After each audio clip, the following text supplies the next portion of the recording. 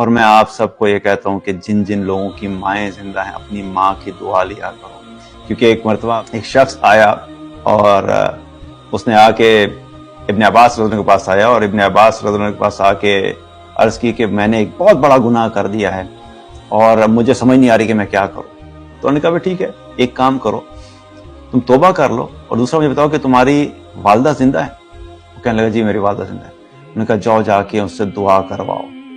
کیونکہ میں نہیں جانتا کہ ماں کی دعا کے علاوہ کوئی ایسا عمل ہو، اس سے بڑا عمل ہو کہ جو انسان کی بخشش کا سبب بن سکے۔ ماں بچے کی دنیا میں آنے سے پہلے ہی کیا ہوتا ہے کہ وہ تکلیف اٹھانا شروع ہوتی ہے۔ جب وہ اپنے پیٹ میں اس کو کیری کرتی ہے، اس بچے کو اپنے پیٹ میں 9 مہینے رکھنا اٹ سیلف ایک اتنی بڑی آزمائش ہوتی ہے۔ اس کی باڈی کے اندر اتنی ساری ہارمونل چینجز آنا شروع ہو جاتی ہیں، اس کی اپنی باڈی کی شیپ بالکل عجیب ہو جاتی ہے، وہ مختلف قسم کی تکالیف سے گزرتی ہے، پین سے گزرتی ہے، پھر ڈیلیوری کا ایک پروسیس ہوتا ہے جس کے اندر مزید تکلیف ہوتی ہے۔